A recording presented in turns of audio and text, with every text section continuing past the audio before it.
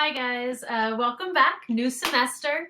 This is our first video and we're gonna take what we started thinking about exponential functions and we're gonna put some vocab to it. So when I was in one of the groups, Akina was talking about the difference between linear and exponential functions, which was awesome.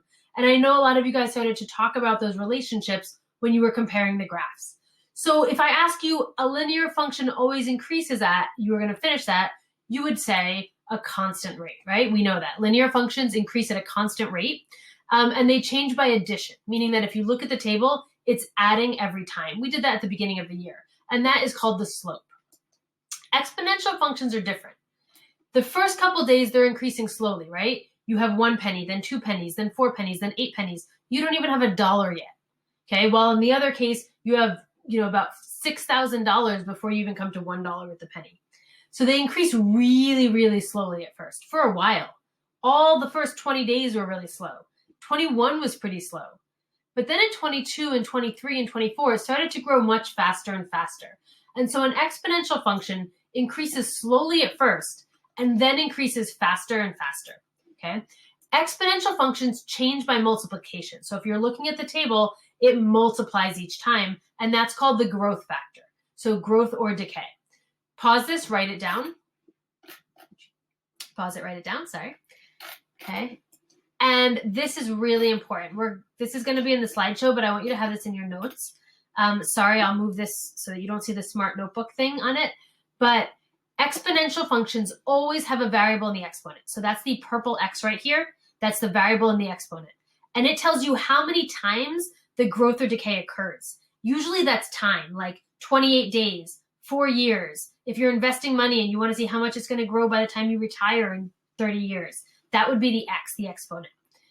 The y is the final amount that you have. The a is the initial amount that you start with. So we started to think about that in class, and a lot of you guys were forgetting about that. We started with that penny. And the b is the growth or decay factor, what it's multiplying by. So pause it, copy everything down the exact way it looks. If you have a highlighter or colored pencils, color it so that you can identify. I'm going to scroll so you can see the bottom part as well. Okay, so pause it, get this, and then make sure you have this written as well. And this is telling you that the b is the growth or decay. Some of you are starting to notice that when b is larger than 1, right, it was growing. But when b was less than 1, was a decimal, it was decaying. Okay, this is the growth or decay factor, and it is the number that you're multiplying by each time. So if it's doubling, you'd be multiplying by 2 each time. The 2 would go here. So pause this, make sure you have everything written down, and then I'm going to continue to the next slide. These are really important formulas. So write them big, write them clearly, and make sure to organize it the way you see it organized here. Okay, exponential growth. You'll see here that it's this formula, right, that we just saw, or the b can also be written as 1 plus r. We're going to see that that is when we're given a rate, which is a percent. So b is when we're given a factor. 1 plus r or 1 minus r is when we're given a rate or a percent. An example is y equals 2 to the x power. Exponential decay always has a fraction or a decimal in the parentheses. And that's because we're doing 1 minus the rate, okay, because it's going down each time. So if it was 1 minus 10%, it would be 1 minus 0.10, which gives you the decimal of 0.90. If it was a fraction like 1/2, that would give you the decimal of 0.50. So the number inside parentheses is always between 0 and 1 because it's that decimal, and that is decay. Make sure you draw the graph so you see what it looks like. And here are 2 examples. You can have the decimal or fraction inside, also a negative exponent. And I want you to think about it. I'm not going to tell you why that would be true. And then a negative exponential function is when the a is negative, not the exponent. So just pay attention to that. Make sure that you paused it there. And now write down what each letter represents. The b is the factor, the r is the rate. Important difference. Now we're going to do some examples. When a problem is talking about growing or decreasing at a certain percentage rate, okay, not a decay factor, a percentage rate, this vocab is going to be important, we're going to use this formula. Y is how much you would have after t years, okay, or x years. A is your initial amount, okay. 1 plus r is if it's growing. 1 minus r is if it's decaying. R is the percent that you have to convert to a decimal. And x is the time. So let's do an example. pause it, write this down, and then write this example down. You invest $2,000 that grows at a rate of 7% annually. How much do you have after 10 years? So after you write that, we're going to set it up. So we have y equals, or a equals, okay, the initial amount. So the initial amount is the $2,000, parenthesis. Since it says grow, I know it's going to be plus r. So I write 1 plus, because we're always starting at the initial amount, which is 1. Then the rate is 7%. So you have to convert that to a decimal. So you divide it by 100, which equals 0.07, and that's the number that you plug in here. And then the exponent is the time, and that's 10 years.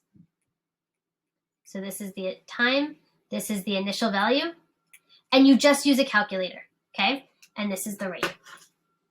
So you put in 2,000, parenthesis 1 plus 0.07, close parenthesis, exponent 10.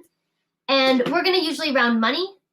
All right, y equals $3,934.30 because it's money. That's how much money I would have after 10 years. That means that if I invest 2,000, it's growing. It's almost doubling. It's almost 4,000, which is great. But if I invested 10,000, I bet that would be even better, right? Because then you'd have a lot more money. So let's see one more. If you've ever heard about a car depreciating, what that means is that when you buy a car, it loses value, right? Because the minute you drive it off the lot, it's now a used car as opposed to getting a brand spanking new car. So that's depreciate, which is the same as decay, okay? It's going down in value. So we're going to set it up. Y equals, it said I bought the car for 18,000, so that's my initial value. Because it's decay, I'm putting 1 minus. Remember that you have to take the percent and you have to divide it by 100 to get a decimal, 0.13. And the time in years is 5. So that's all the important information. I always like to underline. Write the example. Write this down as well, okay, in words and the work that we're doing. Type it in your calculator, exactly how it looks. Use one of those apps I told you about, and it gets to $8,971.58. That means that in 5 years, it's lost almost half of its value, okay? So because the 13% is recalculating every year, is how do we start with an equation? So the population of middle-class adults living in Bushwick has been changing over the last decade. The population can be modeled with this equation. Okay, what is the initial population? Well, that's the A value. So the initial population is 12,000 people. Always talk about what is the story about. It's talking about people, middle-class adults living in Bushwick. Now I have to look here and say, what is my growth factor? Growth factor is the B, so that's just the number inside here. That's 0.87, okay? Is this growth or decay? It's a decimal, so it's decay because it's less than 1. Okay, what is the percent of decay? Well, remember that in parentheses, it's 1 minus r. I have to find out what's that r that equals to the parentheses 0.87. This is how I figure it out. To find the growth rate, since this is our formula, 1 plus r is in parentheses, and that's what the b is, right? The b is the number in parentheses. We know that b equals 1 plus r, right? So r equals b minus 1. That's all I have to do. So I take the number in parentheses, the 0.87, and I subtract 1. And 0.87 minus 1 gives me negative 0.13. But this is the decimal, and I have to convert it to a percent. So you multiply by 100, and it equals to negative 13%, or 13% decay.